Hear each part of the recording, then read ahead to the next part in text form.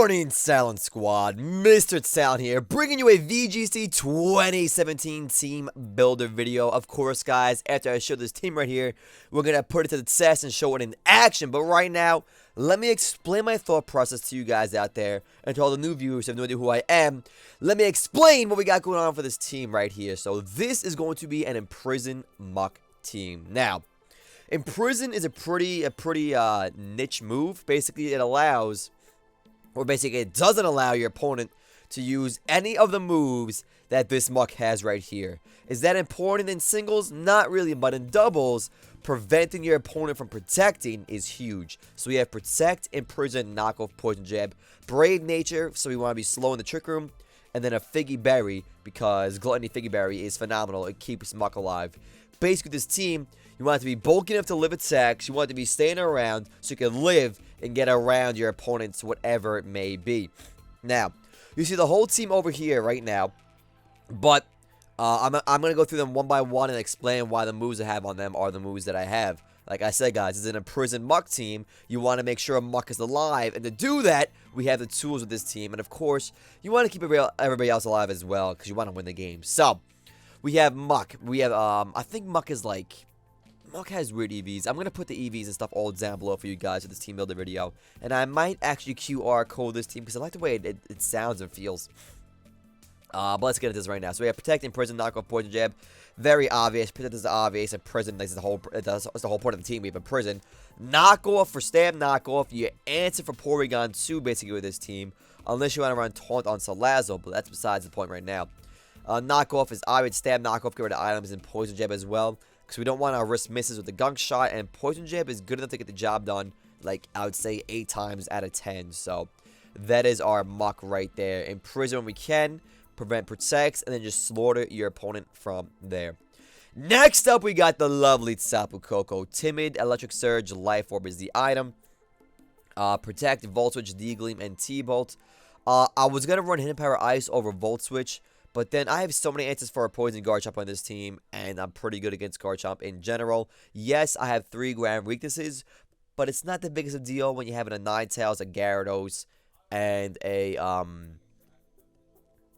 basically, yeah, those 2 right there, to be honest. And then we have our own Garchomp, we can speed time, maybe get a D-Claw off and kill it. But that's besides the point. We have Protect, Volt Switch, D-Gleam, Thunderbolt, Max Speed, Max Attack. We are forced to be timid because it's indeed an event. Tapu Coco Shiny, they are locked into being timid and shiny. The moves, obviously, you can switch up if you want. If you really want, you could drop Volt Switch for Taunt. And I honestly might do that to make the Trick Room matchup a lot more easier for you. Otherwise, you could just, like, if you see Porygon 2 in your opponent's team, or a Rango or something like that, with the Trick Room user in your opponent's team, you go Muk and maybe Garchomp between Knockoff and Groundium Z. You're gonna be destroying that Porygon 2. But if you really are scared, you can drop Volt Switch for Taunt and make sure there's no Combine Finnies, but you can just T-Bolt that. There's no Curse Muks, Curse Lax, Belladrum Lax, Trick Room Porygon 2s, and what else is there? I don't know. Any Pokemon tries to set up in doubles, even Taunt Garchomp, which I don't know. I mean, Sword Dance Garchomp. That's a hard read, a risky read, but you can do it. So Coco, pretty standard, max switch attack, max speed, timid, Volt Switch, D-Gleam, T-Bolt. Hidden Power Ice, you can go as well for Garchomps, but being Timid Nature, you only kill Garchomp like I think 37% of the time in one shot. You gotta do a little damage before you OHKO it, and there's really no point in doing that in my opinion. You might as well have like a Volt Switch, or you see Garchomp, you go like Ninetales Gyarados lead. And that is that. Yeah man, that is a Coco, pretty standard, nothing too crazy right there. Next up, we have Ninetales. Like I said, we want to keep these mons on our team alive. What better way than to have Aurora Veil Ninetales? Timid Nature, max attack, max speed, Focus Sash is the item to keep ourselves basically to guarantee an Aurora Veil for the most part. Unless we're up against like Priority, Bullet Punch, and E-Speed, or like double, I don't know. Maybe a Pheromosa with Poison Jab, or I'd say 9 times out of 10, a little bit higher than that, you will get a Aurora Veil up with this Ninetales. I take back what I said about Aurora Veil. Aurora Veil is actually really good. I made a video way back in the early VGC days when Sun and Moon first came out saying Aurora Veil isn't really worth it. Take that back. It definitely is. You guys gotta use it, right? So I used a Aurora Veil on a Hail team, and there's a lot of times where this is between Sandslash and Ninetales and other things I had on that team, so it really didn't work out as I wanted to. But Aurora Veil is really good. Moonblast, your stab, Fairy coverage, and Blizzard, you hit in both mons. You get chances to freeze. You get some talent on your side. Boom. Hacks. You're good to go. Freeze things. Blizzard doing damage to both slots, and pretty standard Ninetales in and of itself. Nothing too crazy you can do there with the Ninetales. You can jump Aurora Veil for Encore or Freeze Dry. Wouldn't really recommend it. And then anything you could Freeze Dry, you could also just pretty much T-Bolt besides Gastrodon. Next up, we have Gyarados, man. Jolly Gyarados. His EVs are weird. I forgot them. It's like 184 attack. There's some in HP, some in defense, 20 defense, and like maybe 4 in speed. I don't know exactly what it is. It will be in the description down below, guys. I can promise you that. Protect, D-Dance, Ice Fang, Waterfall. Why this set right here? Well, Protect is obvious. And with Aurora Veil being up, you're definitely going to get some D-Dances off, as well as Intimidate. So basically, if you get Aurora Veil and Intimidate off on a physical attacker, Aurora Veil is not only having their damage to begin with, then Intimidate with a plus, but make it a -1 on the top of that. They're going to do like basically 2/3 reduced damage. So that's huge. You can be living, you can be getting D-Dances off, you can be outspeeding things, and basically with, oh no, I'm sorry, this Gyarados is not, but it's not weird. This Gyarados has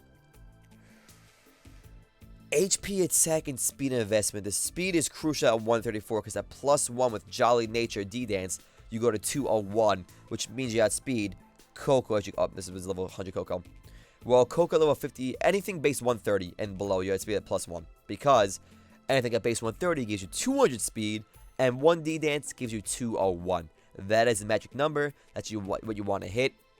And then a +1 Waterfall or +1 Waterfall Z. You're going to do a lot of damage to somebody somewhere in the meta. So that is huge. Ice Fang for Chomp and other flying type Pokemon. Or ground type Pokemon. Or grass type Pokemon. That we have right there. And then, like I said, Waterfall, obvious, flinches, and stab damage. That is that right there. But the main thing is, the team basically is working around Aurora Veil, Imprison, pivoting Koko, and then setting up with Dragon Dance, and of course we have our Garchomp. Now this Garchomp, Groundium Z, Rough Skin, Jolly Nature. We are opting to go with Sword Dance over Poison Jab because we have Muk. Anything I can Poison Jab with Chomp, I can easily Poison Jab with the Muk. So there's no big deal right there. Protect, Sword Dance, EQ, Dragon Claw. EQ is obvious, hits both mons, hits everybody, but you want to make sure you're doing it right. You don't want to hit your own Pokemon. And if you have to, you obviously have Protect and what on your side of the field. Or on the other Pokemon to keep you protected from the EQ. Groundium Z plus EQ gives you huge stab damage. You're going to kill Muks. This team really didn't have an answer for a Muk before I had Garchomp. So like, you know what? I need a Muk answer. Boom, we got Garchomp, Groundium Z doing a lot of damage. While the Aurora Veil is up, outside of Ice and Sax, Swords Dance is almost guaranteed. Unless Garchomp gets doubled up on, then you're not guaranteed double Swords Dance. But for the most part, with that Aurora Veil being up, you will get, and if it's already going off, you will get a D-Dance off, you will get Swords Dance off, and guess what? Your opponent can't protect because of Imprison. Now, this is all hearsay and theory mon right now. Of course, this is all according to every game going perfectly. You're not going to have Aurora Veil up every game. You're not going to have D-Dance up every game. You're not going to get Imprison off every game. You're not going to bring these 4 Pokemon every game. But the point of this team is to at least bring Ninetales and then set up with either a Gyarados or a Chomp or bring it Muk, prevent, protect in general, and then just destroy because this team hits pretty damn hard. Yeah, this team hits really hard. They have high base attack, high base special attack. We're going to do a lot of damage no matter what. But basically, like I said, the main feature of this team is Imprison Muk. You want to prevent your opponent's Pokemon from protecting and then take it down from there on. And then, of course, it's nice to back up with Aurora Veil, but you're not always going to need Aurora Veil. This is basically just a speedy mon to go against other Garchomps and things like that. Like I said, the main idea, get Imprison off. You're going to do a lot of work when Imprison goes off. And then last but not least, I needed the answer to Kartana because this team kind of struggled against Kartana. This was originally a Porygon too, but then I thought about it. My only answer for Kartana was these two lead with you and you. Basically, you Aurora Veil and attack the Kartana, or you just go, You basically have Aurora Veil, attack Cortana. Hopefully it doesn't kill your Koko. The other thing doesn't kill Koko. And then the Hail break the Sash, obviously. T-Bow will bring it down to 1 HP. Hail will kill it. So I'm like, you know what? I don't want to rely on that. I want to have some kind of good answer for Cortana that could outspeed it even maybe 2. And that is Salazzle. Yes, it gives me a 3rd ground weakness. But if I play my cards right, I have Gyarados who could avoid EQ damage. And the only really good EQ mon in the meta right now is Garchomp that I can think of. Yes, you got Mudsdale. Who else is EQing? Every now and then you see, like... You really don't see a lot of EQ outside of Garchomp. You really don't. Like, trying to go through my boxes right now. Maybe on Alola Nug Trio you will. Every now and then a Gigalith. Nothing I can really see in my boxes that have EQ. Like, there's the Mudsdale right there. Maybe I think Celesteelion's EQ is really random. Metagross gets EQ. You don't see that often, though. So, if you cover Garchomp, you basically cover your EQ weakness. And that's indeed covered through my Gyarados, my Ninetales. So, it's okay to have 3 ground weaknesses. We do, like I said, we have 1 immunity with the Gyarados. So, what does Salazzle offer us that Arcanine cannot? Or another Fire type cannot? Well, we double up on our poison coverage, which isn't the best thing. We have Flamethrower, but that Fake Out is huge. Focus Sash. Oh, I have 2 Sashes. Shoot. Actually, this should be an Air Balloon. Or take this off for an Arcanine. You might turn to Arcanine now, because I forgot I already have a Sash. But, or I can just go Air Balloon to guarantee. Either way, I don't know. You can make this an Arcanine. You can make a Salazzle. You can put Fire Fang on Chomp instead of Swords Dance. But basically, with this Salazzle here, it's not going to be Sash. We're going to Air Balloon it just for the hell of it. And then, being Fire Poison, you do have a lot of nice resistances. But EQ slaughters you. High Horsepower slaughters you. Any ground attack slaughters you. You give me the Fake Out option, which gives me, like... If I go Fake Out Imprison, or Fake Out Aurora Veil, Fake Out D-Dance, Fake Out Swords Dance, it's huge, man. Fake Out is really good on this team. You could even drop this for... Because right now, Trick Room is kind of bad against us, or good against us, I should say. But, that's why we have our slow Muk with knockoff, and, like, big damage, like, knockoff Muk, Groundium Z could do a lot of damage. You could run Taunt, get around that Trick Room. Or you could go, my boy... Because you're already weak to freaking EQ. You might as well go the bulkier mon. We have our Mumbo right here. Our oh my god, Incineroar. Now, I might go this over the Salazzle, because I still get the Fake Out I want. I still get the Flameouts coverage I want. I'm only ×2 weak to EQ, which means with Aurora Veil, I'll be living that pretty well. Basically mitigates the weakness from there.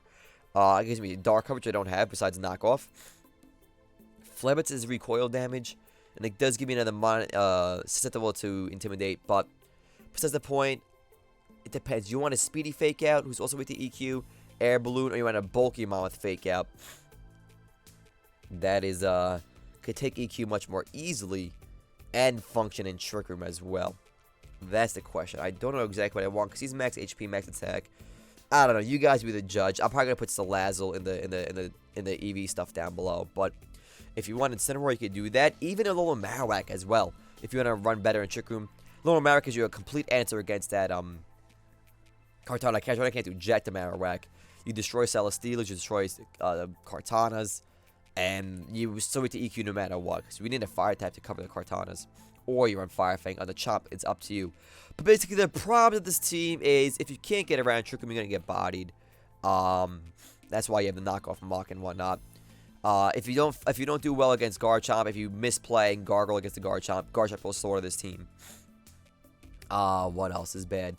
Kartana, like I said, if Salazzle is dead, you really have no answer for that Kartana besides Blizzard T-Bolt, Hail T-Bolt, and these two right here. Dragon Dance, Gyarados, and Ninetales. Like, Kartana is a problem. Maybe Snorlax as well. We really can't kill Snorlax in one shot. We can hopefully knock off his freaking item, so you can't spam recycle. So that's our answer there for the most part. Oh, excuse me, wow, I'm like choking. For the most part, but other than that, I think that's like the only weakness I can think of for this team. Because you have water coverage. Gastrodon is a problem as well without Freesia and Ninetales. But we do have Moonblast. We do have Blizzard. We have like +2 G-Claws. We have Ice Link at +1, +2. Knock off at the Muk. And that is about it. Gastrodon's a little bit of a problem for us. And that is that, guys. So let me know what you think about this team in the comments down below. Of course, you probably already saw the little annotation. We're going to test out this team right now as well, guys, doing it live for you. So, if you enjoyed this episode or this team builder with me, guys, show some love to the like button down below, and don't forget to subscribe as well so you don't miss on any competitive Pokemon Sun and Moon content on this channel, guys. As always, I am Mr. Talent. You guys are the Talent Squad, the lovely audience. Have a great day, and I'll catch you guys next time.